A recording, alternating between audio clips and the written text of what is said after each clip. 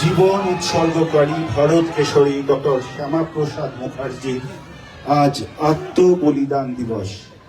তাকে শ্রদ্ধা জানাতে আমাদের মধ্যে এসে উপস্থিত হয়েছেন পশ্চিমবঙ্গের মাননীয় মুখ্যমন্ত্রী শ্রী শুভেন্দু অধিকারী মহাশয়। ডক্টর শ্যামাপ্রসাদ মুখার্জির মূর্তিতে পুষ্পস্তবক দিয়ে শ্রদ্ধা জানাচ্ছেন পশ্চিমবঙ্গের মাননীয় মুখ্যমন্ত্রী শ্রী শুভেন্দু অধিকারী মহাশয়।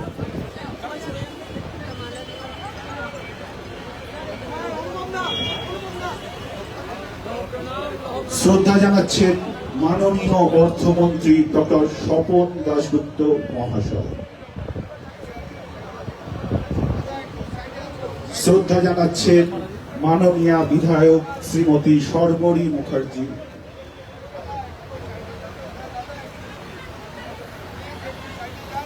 শ্রদ্ধা জানাচ্ছেন মাননীয় সচিব তথ্য ও সংস্কৃতি বিভাগ ডক্টর সৌমিত্র মোহন। শ্রদ্ধা জানাচ্ছেন কলকাতা পৌর সংস্থার মাননীয় কমিশনার শ্রীমতী স্মিতা পান্ডে।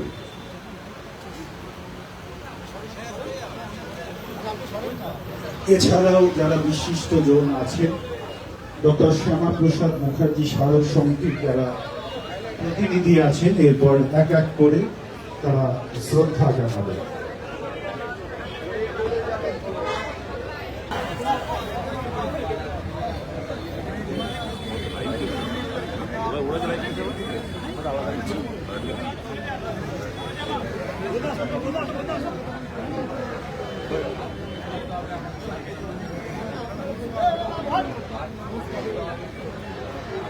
সমবেত রাষ্ট্রবাদী দেশপ্রেমিক ভদ্রমণ্ডলী, দক্ষিণ কলকাতা জেলা যুব মোর্চা প্রত্যেক বছরই আজকের আত্মবলিদান দিবসে রক্তদান শিবিরের আয়োজন করে এবং বিগত দিনে আমি রাজ্যের বিরোধী দলনেতা বা ভারতীয় জনতা পার্টির একজন কর্মী হিসেবে একাধিকবার অংশগ্রহণ করেছি। যখন অঙ্কিত সভাপতি ছিল, পরে সুভাষ সভাপতি হয়েছে, ওদের সময় আমি আমাদের এই দুই ভাই সহ যুব মোর্চার সমস্ত কার্যকর্তা প্রত্যেককে আমি বাই নেম চিনি।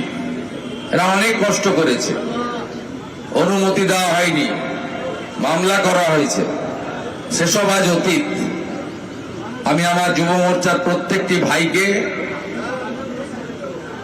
যারা রাষ্ট্রবাদের পক্ষে, দেশপ্রেমের পক্ষে, পরিবর্তনের পক্ষে লড়েছেন বলেই আজকে আমরা রাজ্যে ক্ষমতায় এসেছি এবং আপনারা সবাই মিলে ভারতীয় জনতা পার্টি আমাকে মুখ্যমন্ত্রীর দায়িত্ব দিয়েছেন, আমি এদেরকে ধন্যবাদ জানাই।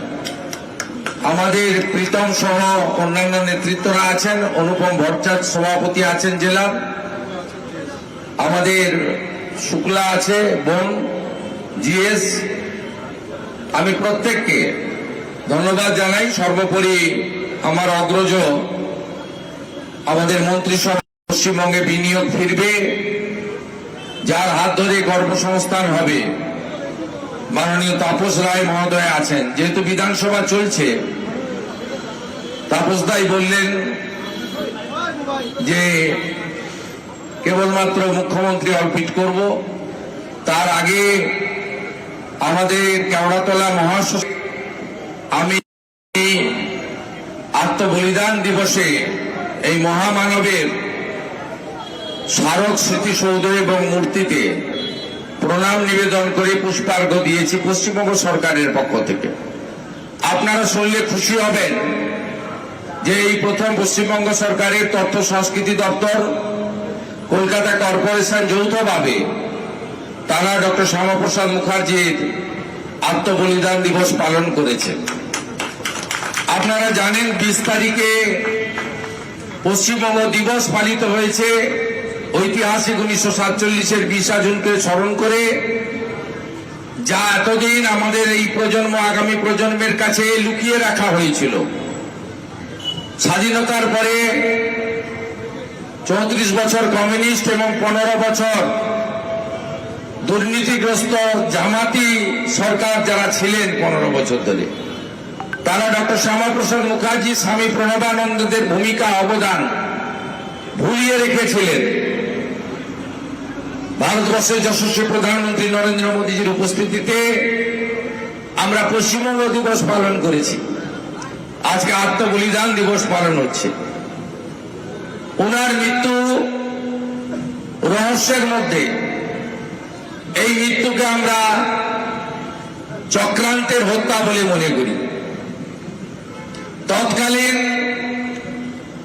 কাশ্মীরকে ভারতের সঙ্গে রাখা এবং এক দেশ এক আইন এক পতাকা অর্থাৎ ডক্টর শ্যামাপ্রসাদ মুখার্জির যে স্লোগান এক দেশ এক প্রধান এক বিধান এক নিশান, এইটা তিনি আওয়াজ তুলেছিলেন। তাই তাকে অসময়ে অকালে সরিয়ে দেওয়া হয়েছিল, আমরা মনে করি চক্রান্ত করে। তাই এটি একটি সাধারণ মৃত্যু দিবস নয়। ভারত মাতা জন্মের পর প্রজন্ম 1947-এর 20 জুন তিনি রাজ্য বিধানসভায় 58-21 ভোটে পশ্চিমবঙ্গকে ভারত ভুক্তি করেছিলেন, আমাদের হোমল্যান্ড দিয়েছেন। শুধু তাই নয়, 1947-এর 4 এপ্রিল থেকে 7 এপ্রিল বাবাধাম তারকেশ্বরে হিন্দু মহাসম্মেলনে তিনি রেজুলেশন পাস করিয়েছিলেন যে আমরা ভারতে থাকবো, পাকিস্তানে যাব না। আপনারা বিশ্বাস রাখুন এই সরকার তার আদর্শে চলবে। আপনারা বিশ্বাস রাখুন তিনি যে নীতি পথ দেখিয়ে গেছেন তাকে এগিয়ে নিয়ে যাওয়ার কাজ বর্তমান পশ্চিমবঙ্গ সরকার করবে। আপনারা নিশ্চিন্ত থাকুন, আগামী দিনে পশ্চিমবঙ্গ সৃষ্টির ইতিহাস ছাত্রছাত্রী আগামী প্রজন্মের মধ্যে ছড়িয়ে দেওয়ার কাজ বর্তমান সরকার করবে। আপনারা নিশ্চিন্ত থাকুন, আগামী 6 জুলাই তার আবির্ভাব দিবস 125তম। সেই দিবসে 125 ফুট উঁচু মূর্তির ভূমি পূজন হবে। 6 জুলাই রাজ্য সরকারের ওনার প্রতি সম্মান জানিয়ে ছুটি দেওয়া থাকবে এবং ওনার পৈতৃক ভিটা জিরাট সব তৈরি করবে সরকার। গতকাল বাজেটে অর্থমন্ত্রী এর জন্য ঘোষণা রেখেছেন, অর্থ বরাদ্দ করেছেন। আসুন নেশন ফার্স্ট মন্ত্রে ভারত মাতাকে আরো শক্তিশালী করি। আর আমাদের এই বাংলা ভারতবর্ষের সাংস্কৃতিক রাজধানী, আধ্যাত্মিকবাদের রাজধানী, একে আরো